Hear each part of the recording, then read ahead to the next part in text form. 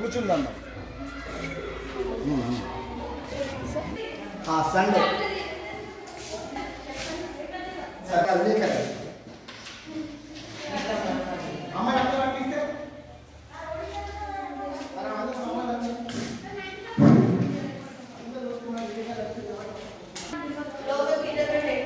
ఇప్పుడు అసెంబ్లీ మూల్యమైన ఓట్లు వేసి మీకు ఇష్టమైన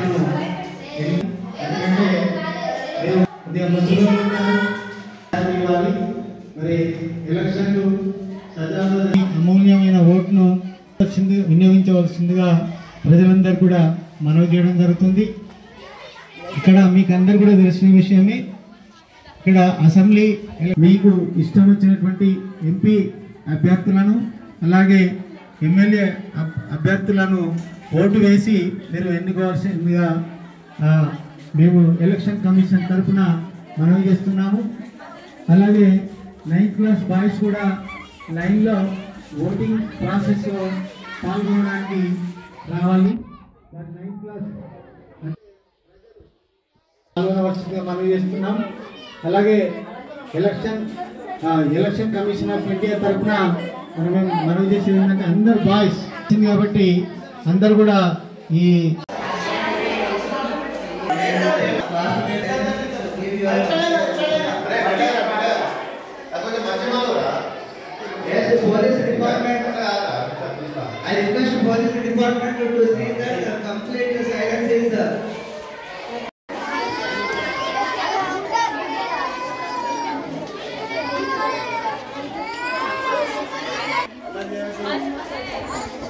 ఎలక్షన్ ప్రక్రియలో కొందరు ఎడ్ల బండ్ల మీద కొందరు ఆటోలలో చాలామంది రావడం జరుగుతుంది.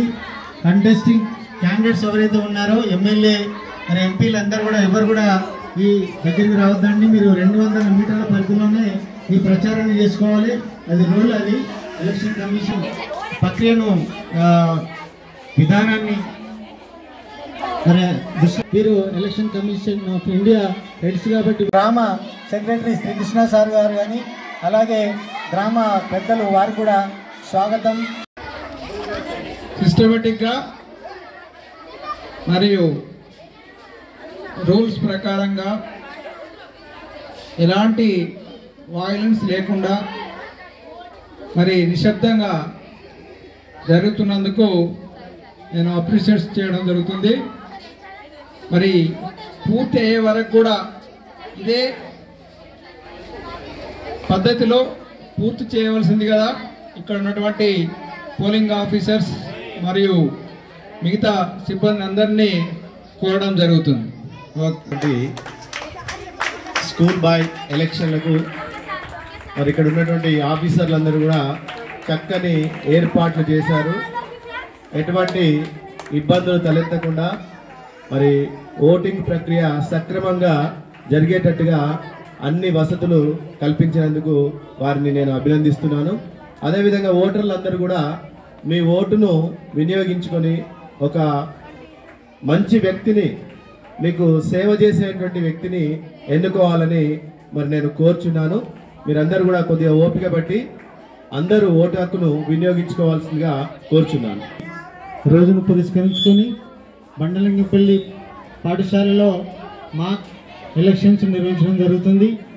ఇందులో పిల్లలకు ఓటు అంటే ఏంటి, ఓటు యొక్క విలువ ఏంటిది, ఓటు అనేటువంటి ఆయుధాన్ని ఏ విధంగా మనం మలుచుకొని మనకు ఇష్టమైనటువంటి అభ్యర్థిని ఎన్నుకోవచ్చో పిల్లలకు ఇప్పుడు చిన్ననాటి నుంచే నేర్పిస్తే వాళ్ళు పెరిగి పెద్దయిన తర్వాత వారు అసెంబ్లీ ఎలక్షన్లో కావచ్చు, అదేవిధంగా పార్లమెంట్ ఎలక్షన్లో కావచ్చు వాళ్ళు పాల్గొని తమ యొక్క ఇష్టమైనటువంటి పార్టీని ఎన్నుకోవడానికి సంసిద్ధులు అవుతారని చెప్పేసి ఈ ఓటింగ్ ప్రాసెస్ ఎలా ఉంటుంది అనేటువంటి విషయం కూడా పిల్లలకు అర్థమవుతుంది. దాన్ని దృష్టిలో పెట్టుకొని ఓటు అనేటువంటి వజ్రాయుధాన్ని రాబోయే రోజుల్లో ఒక నేటి పౌరులే నేటి బాలలే రేపటి పౌరులు కాబట్టి మరి భారతదేశానికి వెన్నెముక్క లాంటి వాళ్ళు కాబట్టి వీరికి ఓటు విలువ ఎలా ఉంటుందో తెలియజెప్పడానికే ఈ యొక్క బండలింగపల్లి పాఠశాలలో ఈ యొక్క మాక్ పోలింగ్ ద్వారా ఎలక్షన్ ప్రాసెస్ను స్టార్ట్ చేయడం జరిగింది. ఇప్పుడు అన్నగారు మాట్లాడతారు. జెడ్పీఎస్సీ బండలింగపల్లి హై స్కూల్లో ప్రధానోపాధ్యాయులు వెంకటేశ్వర సార్ గారి యొక్క ఆధ్వర్యంలో రాజ్యాంగాన్ని రచించినటువంటి డాక్టర్ బాబాసాహెబ్ అంబేద్కర్ గారు రాజ్యాంగం రాసి 70 సంవత్సరాలు పూర్తి చేసినటువంటి శుభ సందర్భంగా ఈరోజు మా పాఠశాలలో ఒక రాజ్యాంగ దినోత్సవాన్ని ఘనంగా జరుపుకుంటా ఉన్నాం. దీనికి ఉపాధ్యాయుని అందరూ కూడా సహకరించారు.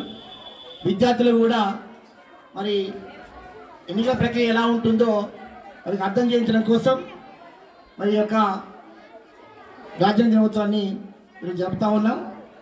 ఎలక్షన్లలో అభ్యర్థి ఎలా పోటీ చేస్తూ ఉంటారు, తర్వాత పోలింగ్ ఎలా నిర్వహించబడతా ఉంటుంది, అభ్యర్థులు ఎలా తన యొక్క ఓటు వేయమని చెప్పేసి వాళ్ళు ప్రచారం చేస్తూ ఉంటారు అనేటువంటి విషయాన్ని క్లుప్తంగా విద్యార్థులకు చెప్పడం జరిగింది.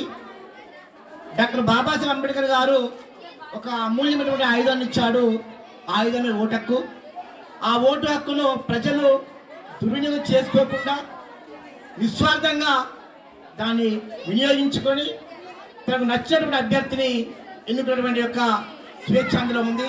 ఇప్పుడు ప్రజాస్వామ్యబద్ధంగా ఎన్నికలు నిర్వహించినప్పుడు ఒక మంచి నాయకుని మనం దేశానికి రాష్ట్రానికి అప్పగించగలుగుతాం. కాబట్టి విద్యార్థి స్థాయిలోనే నాయకత్వ లక్షణాలు ఎలా ఉండాలి అనే అంశంపైన విద్యార్థులు దీని ద్వారా అర్థం చేసుకుంటారు. కాబట్టి రాబోయే కాలంలో భవిష్యత్ కాలంలో కూడా ఈనాడు ఉన్నటువంటి యొక్క పిల్లలు రేపు వాళ్ళు ఏంటంటే పౌరులు అవుతారు. కాబట్టి గ్రామ స్థాయి నుంచి జిల్లా స్థాయి నుంచి రాష్ట్రం నుంచి దేశం వరకు కూడా ఇవాళ వాళ్ళు కాబోయే నాయకులు. కాబట్టి ఆ యొక్క ప్రక్రియ ద్వారా అర్థం చేసుకుని చెప్పేసి ఈ కార్యక్రమాన్ని నిర్వహించాం.